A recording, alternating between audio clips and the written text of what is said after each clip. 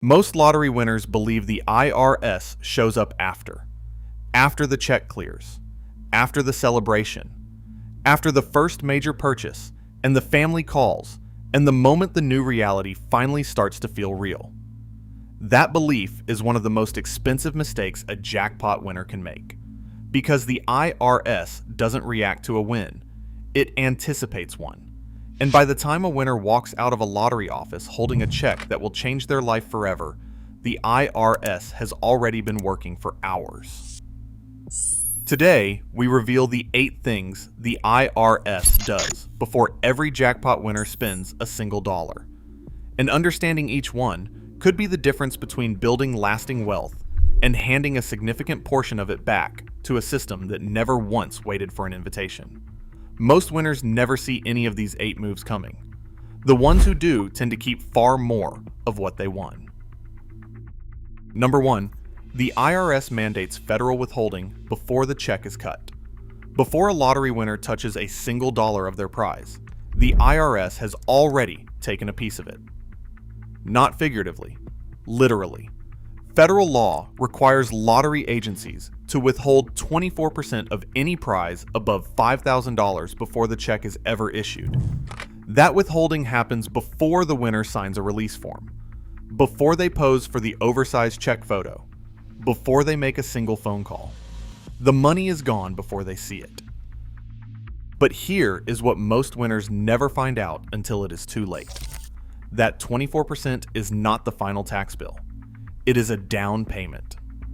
In 2019, Raymond Carlisle won a $72 million Powerball jackpot in Ohio.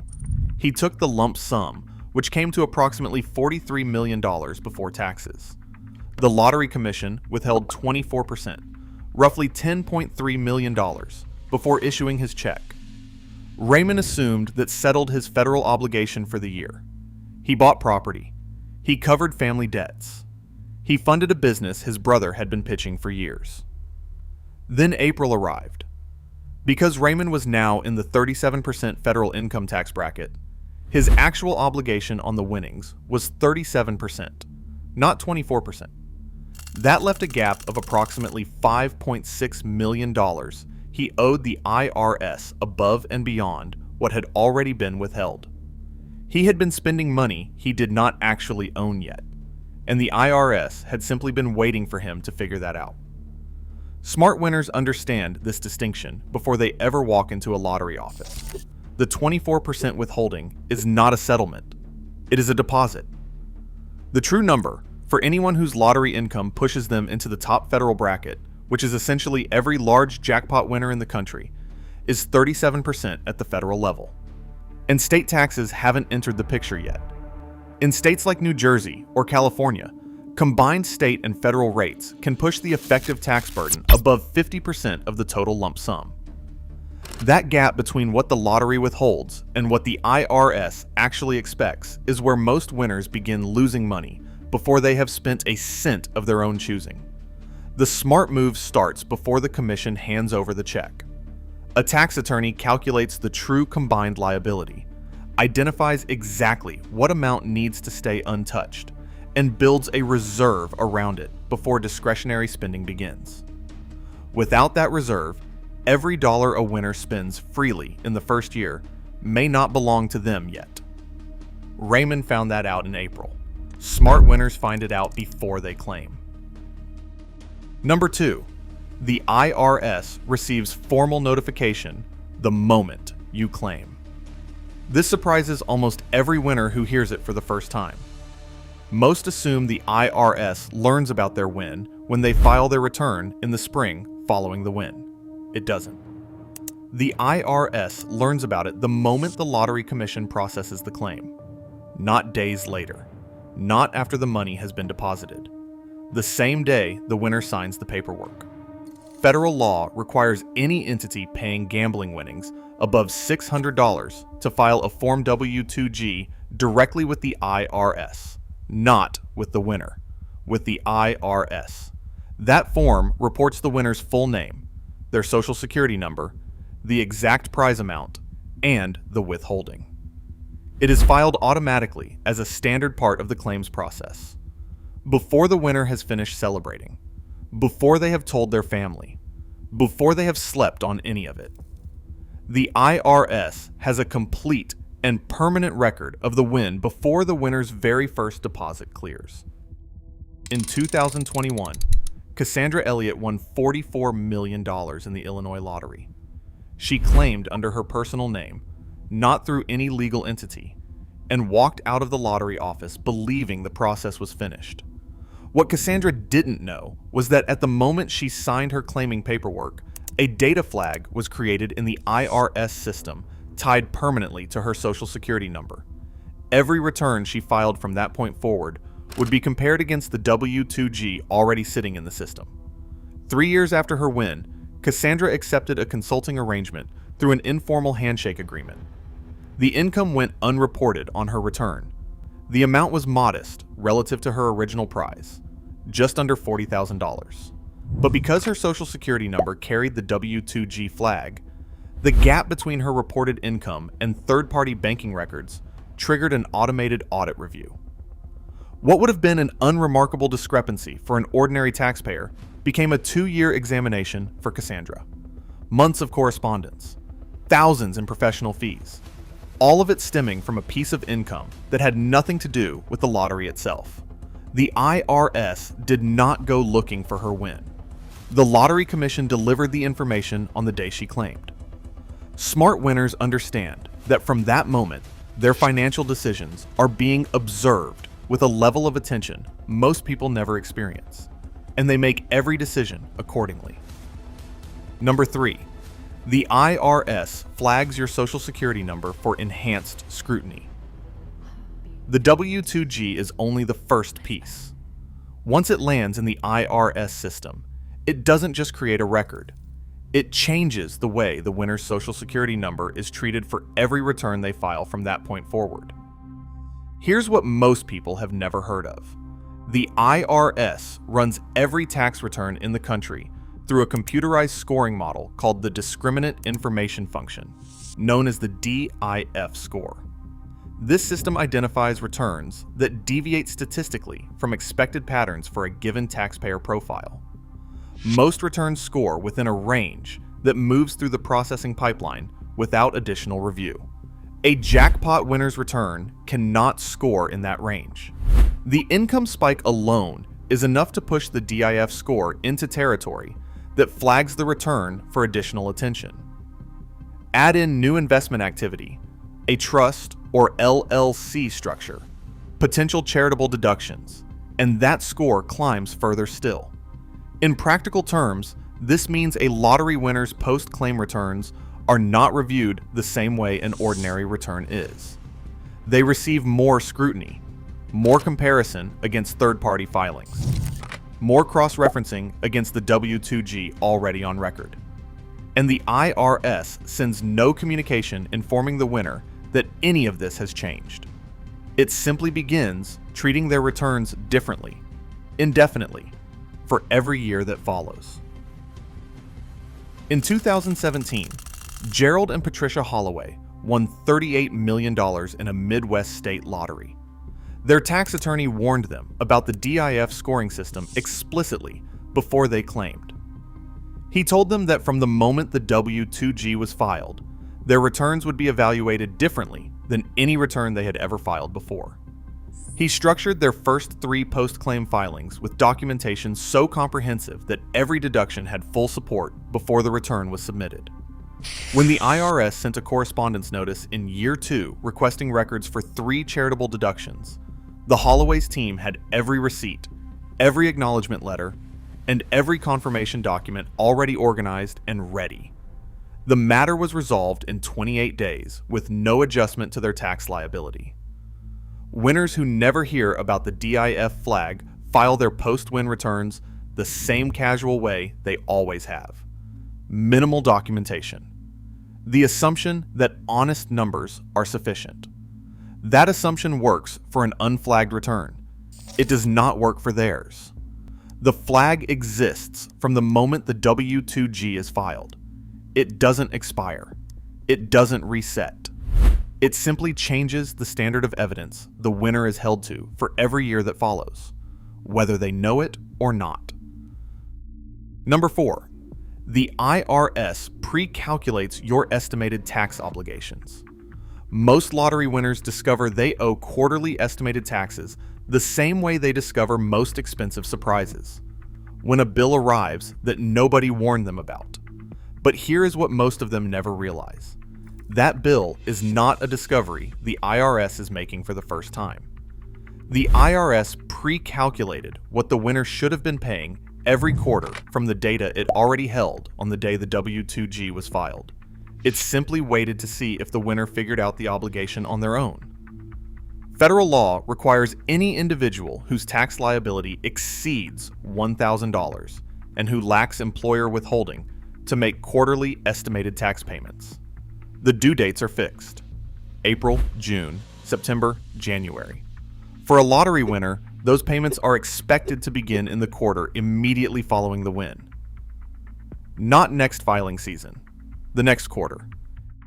In 2020, Brandon Wu won $19 million in a California state lottery draw.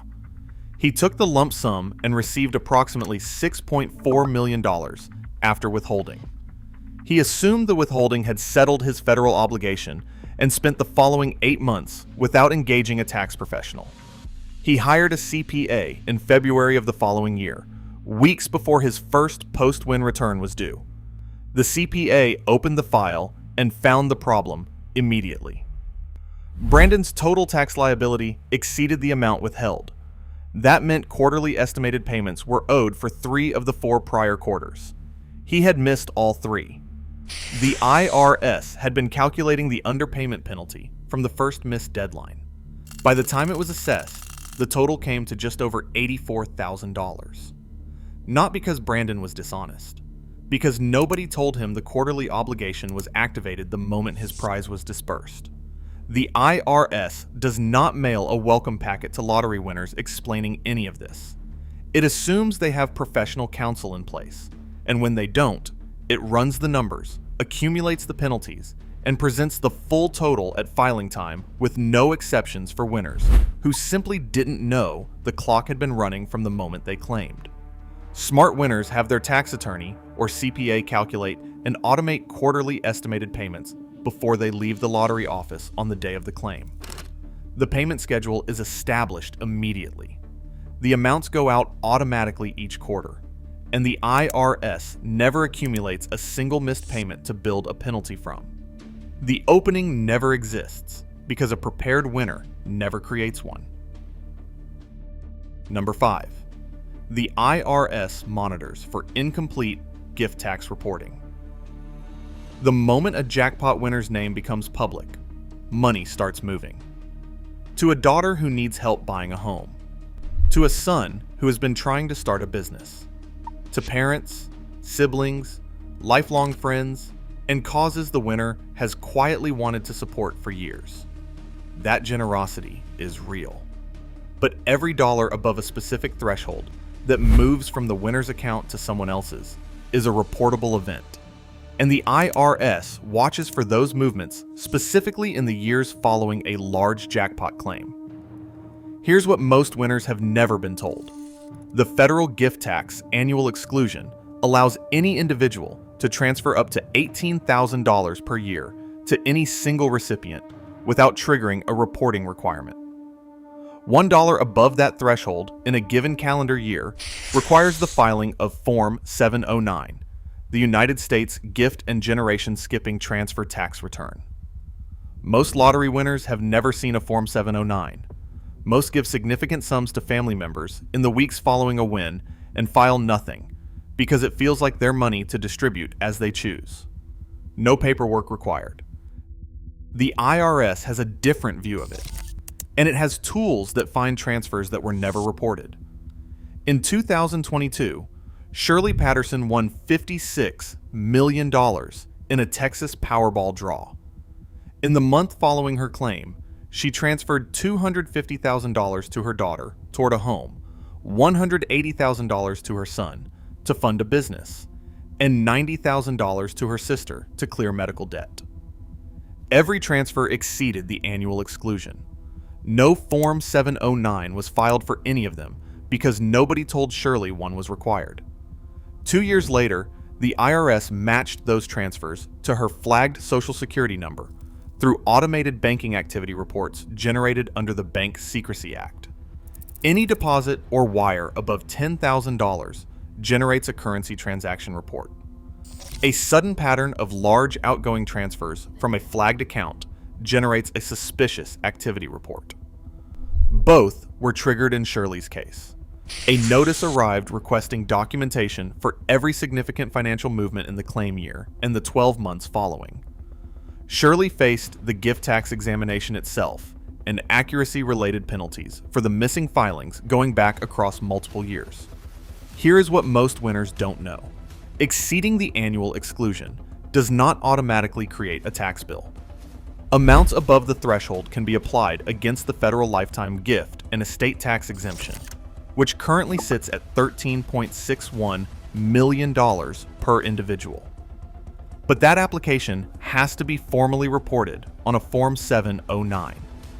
If it isn't, the IRS treats the transfer as a taxable event first and asks about exemptions only after the penalties have already attached.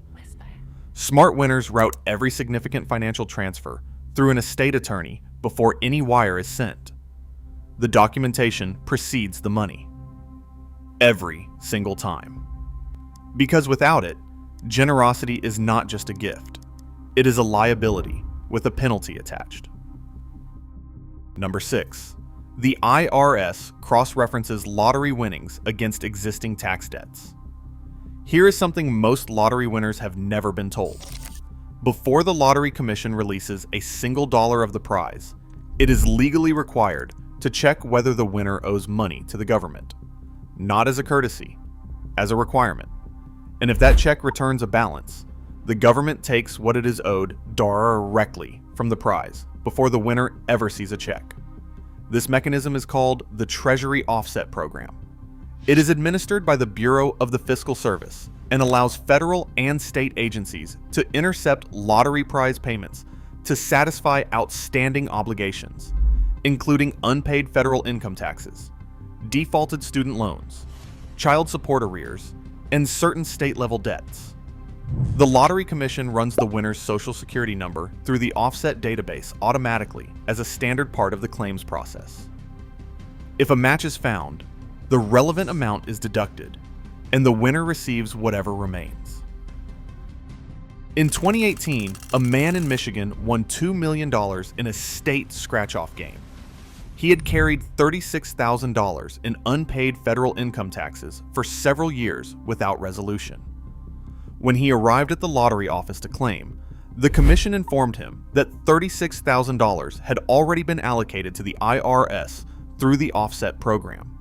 He received the balance. The government had collected its debt before he completed a single form.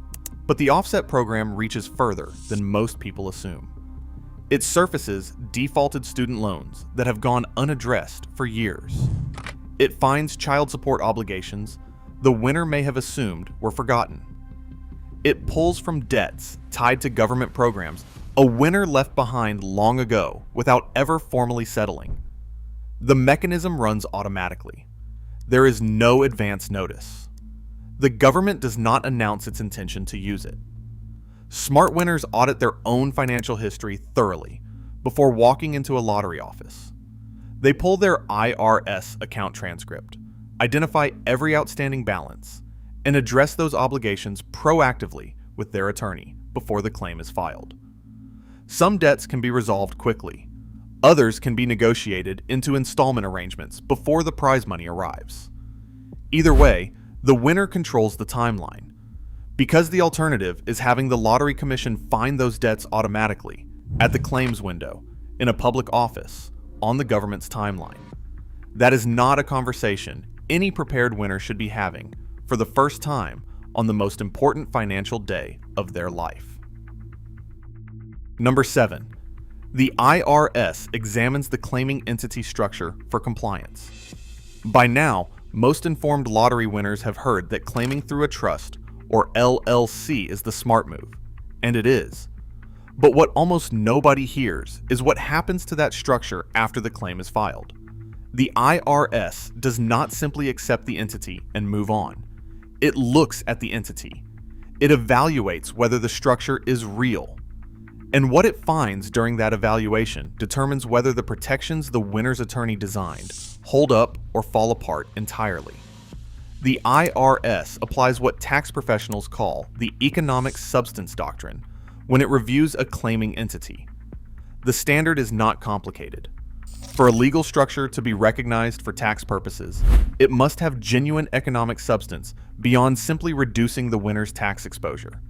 That means a real operating purpose, a documented reason for its existence, an agreement that was in place before the lottery numbers were drawn, a bank account with prior transaction history, something that demonstrates the entity existed in the world before the prize gave someone a reason to create one in a hurry. An entity that fails that standard gets disregarded entirely. The IRS reclassifies the winnings as the individual winner's personal income, taxes them accordingly, and adds accuracy-related penalties on top. In 2021, a couple in New Jersey formed an LLC 3 days before claiming a $91 million jackpot. No operating agreement, no business bank account, no documented purpose. Their attorney, who had no lottery-specific experience, told them the structure would hold. After the claim was filed, the IRS opened a compliance examination. The examiner found no activity, no history, and no purpose behind the entity beyond the lottery claim itself. The LLC was disregarded for tax purposes. The winnings were reassessed as personal income. The penalties that followed were substantial, and the couple's name, which they had hoped to shield through the entity, became part of the public record.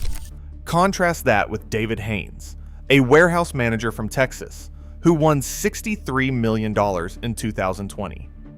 His lottery attorney established a single-member LLC with a documented investment management purpose, a properly executed operating agreement, and a business banking account with prior activity before the claim was filed.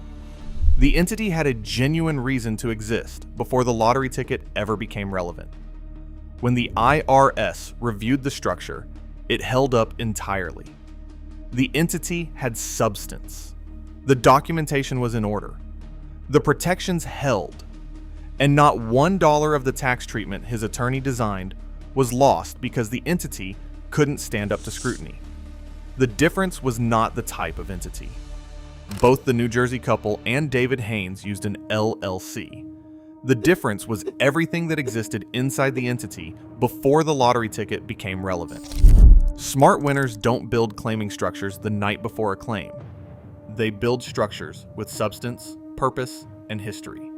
Because the IRS is going to look at those structures, and what it finds changes everything. Number 8.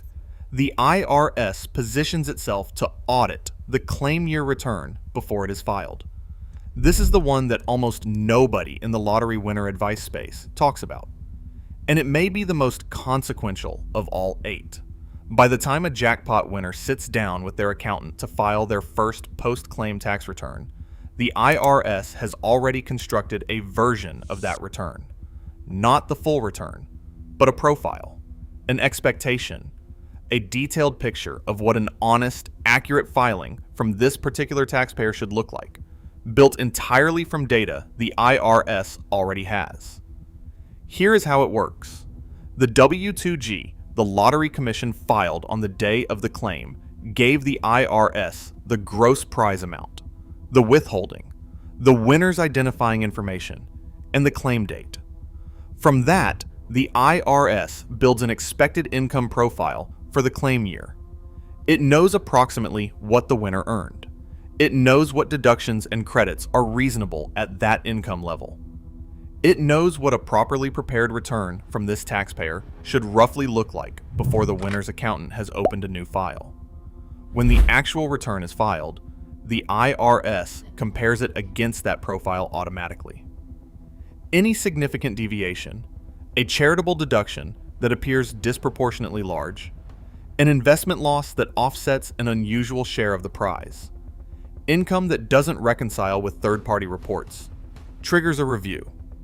Not necessarily a full audit on day one, but the return enters a more closely monitored pathway, and any subsequent discrepancy moves it further in that direction.